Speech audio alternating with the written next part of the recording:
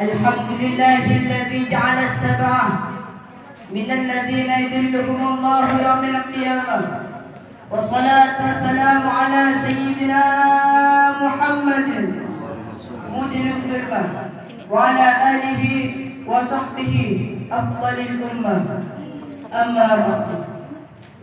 Dan saya hormati para alim ulama, para habaib, wabil khusus yang saya hormati pengasuh Pondok Pesantren Darul Quran wa Dakwah Al-Mukarram Al-Ustaz Masmudi Syamsuddin.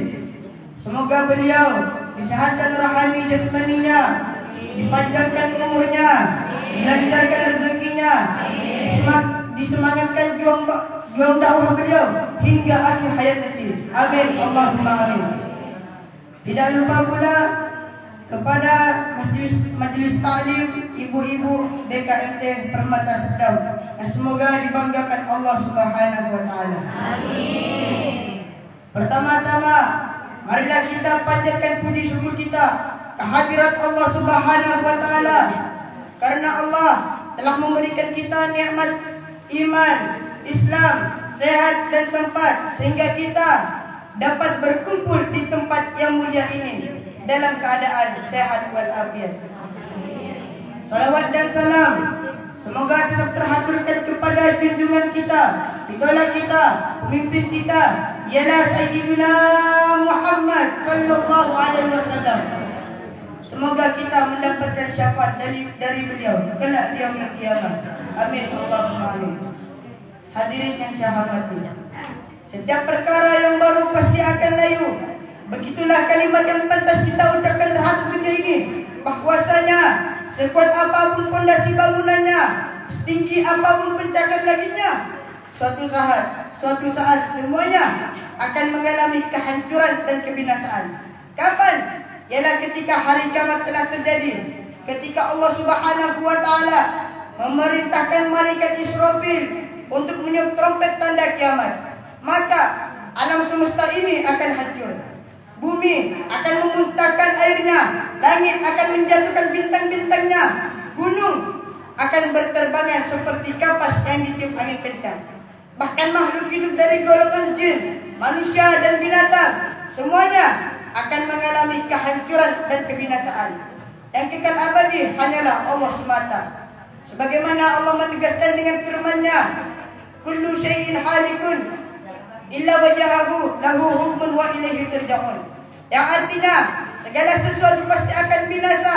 Yang kekal abadi hanyalah Allah semata. Milik Allah lah semua keputusan, dan kepada Allah lah kita dan kalian semua akan dikembalikan.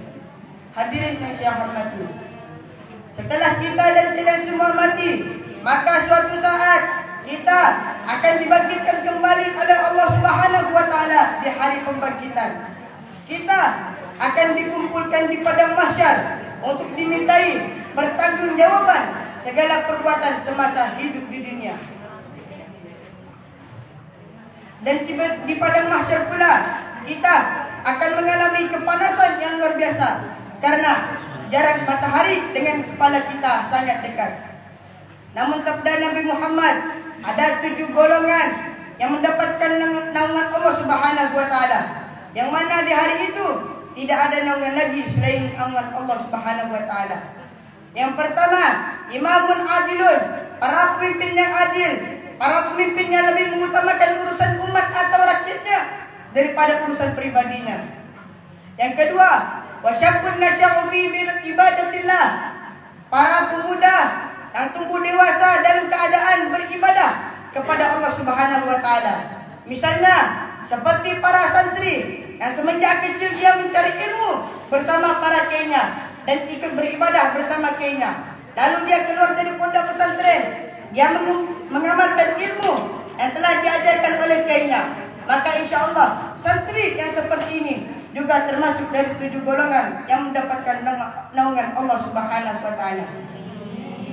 Yang ketiga ialah orang yang hatinya cinta terhadap masjid, suka salat berjamaah di dalam masjid. Lalu apabila orang tersebut keluar dari masjid, maka hatinya rindu untuk kembali lagi ke masjid. Dan golongan yang keempat ialah wa rajulani tahabba fillahi ijtama'a alaih wa taraqa alaih. Yang artinya dua orang yang bersahabat karena Allah, berkumpulnya karena Allah, bahkan berpisahnya pun karena Allah. Dan golongan yang kelima ialah wa rajulun dzakarallahu fi khalwatin fafadat ainahu. Yang artinya seseorang yang berzikir di tempat yang sepi dan sunyi seraya mengingat akan dosa-dosanya, siksa serta neraka Allah, sehingga hatinya gemetar, matanya menangis karena takut kepada Allah Subhanahu wa taala. Hadirin yang saya hormati. Dan adapun golongan yang keenam ialah seorang lelaki yang diajak berzina oleh seorang wanita yang berparas cantik, indah mempesona, namun lelaki tersebut menolak ajakan zinanya karena takut pada Allah Subhanahu wa taala, sehingga berani mengatakan, wahai wanita yang cantik, aku lebih takut kepada Allah Subhanahu wa taala.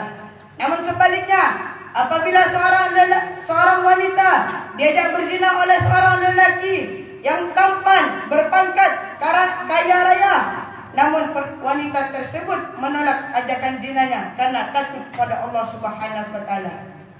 Adapun golongan yang ketujuh ialah rajulun tasaddaqa bi sadaqin fakhfaha hatta la ta'lama shimaluhu ma tunfiqu yaminuhu. Yang artinya seseorang yang bersedekah dengan menyembunyikan sedekahnya tersebut, sehingga tidak seseorang pun yang tahu sedekahnya kecuali Allah, dia dan orang yang mendapatkan sedekahnya tersebut.